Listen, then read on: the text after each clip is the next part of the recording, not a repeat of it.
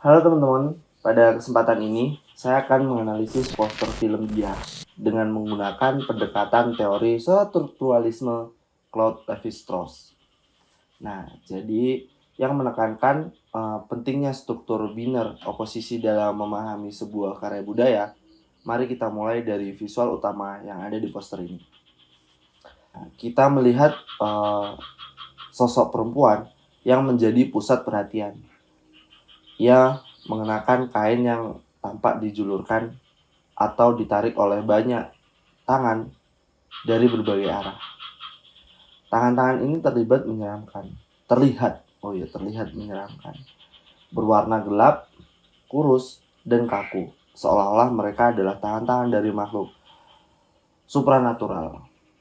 Poster ini juga dihiasi nuansa warna gelap dengan dominasi hitam, abu-abu, dan pencahayaan redup kebiruan yang hanya menerangi tubuh sang perempuan. Dalam kerangka strukturalisme Lévi-Strauss, kita harus mencoba oposisi biner, pasangan makna yang bertentangan yang membangun pemahaman kita terhadap karya ini. Oposisi biner pertama yang jelas adalah manusia vs supranatural. Sosok perempuan ini mewakili manusia biasa, sedangkan tangan-tangan yang menyeramkan tadi mewakili kekuatan lain di luar batas nalar manusia, kekuatan mistis atau supranatural. Oposisi kedua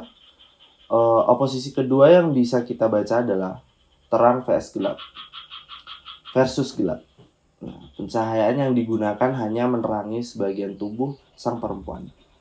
Sementara latar belakang dan tangan-tangan dibiarkan dalam bayangan.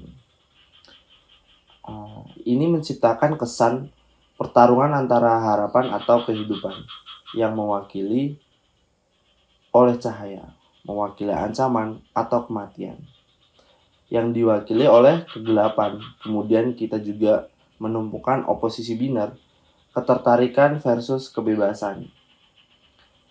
Sang perempuan tampak seperti sedang dipegang, mungkin bahkan dihalangi untuk bergerak bebas oleh tangan-tangan tersebut.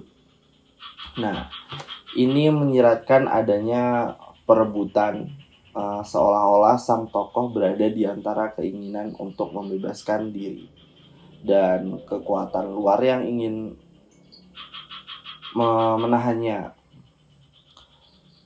Kalau kita gali lebih dalam, bisa juga dibaca oposisi tradisi versus modernitas.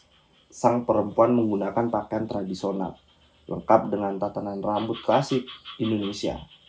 Ini menunjukkan hubungan dengan budaya, nilai, dan masa lalu. Sementara itu, tangan-tangan yang menghantui bisa mewakili trauma atau beban masa lalu yang belum terselesaikan. Dan mungkin ketertabrakan dengan kehidupan modern yang diimpikan. Kalau kita mengacu lebih jauh ke dalam prinsip Lévi-Strauss, struktur semacam ini bukan hanya menunjukkan pertentangan, tetapi juga menggambarkan bagaimana manusia memahami dunianya melalui penyatuan dan ketegangan antara pasangan. Dalam konteks poster Dia, kita bisa melihat bahwa film ini kemungkinan besar akan bercerita tentang perjuangan karakter utama menghadapi konflik-konflik eksistensial antara dunia nyata dan dunia mistis, antara kebebasan dan ketertarikan, dan antara masa lalu atau masa kini. Di bagian atas poster terdapat logo resmi dari Institut Seni Indonesia Padang Panjang dan label tugas akhir penciptaan program Strata 1 yang menandakan bahwa ini adalah karya akademik. Ini menambahkan suatu lapisan makna, yakni adanya perjuangan kreatif dari mahasiswa untuk menghidup menerapkan tema lokalitas dalam format sinematik. Dari sisi teks, judul dia ditulis dengan tipografi kasar, seperti tercoret atau tergores, memperkuat kesan bahwa cerita ini penuh dengan konflik batin, luka lama, atau mungkin perjalanan emosional. Ada pula barisan makna kru di bagian bawah, memperlihatkan kolaborasi kreatif di balik proyek ini.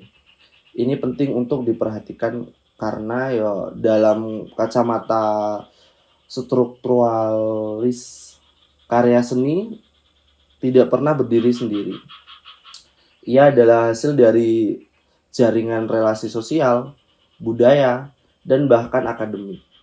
Berdasarkan sebuah elemen ini, kita bisa simpulkan bahwa poster dia dibangun dengan struktur oposisi biner yang kompleks dan saling bertautan, yang dalam pembacaan Levi-Strauss menjadi pintu untuk memahami tema besar film ini. Pergulatan manusia dengan kekuatan di luar dirinya, akhir kata melalui analisis ini. Kita tidak hanya memahami si visual poster dia, tetapi juga makna mendalam di baliknya. Yaitu bagaimana manusia berusaha mencari makna dalam dunia penuh pertentangan. Mungkin itu saja yang dapat saya sampaikan.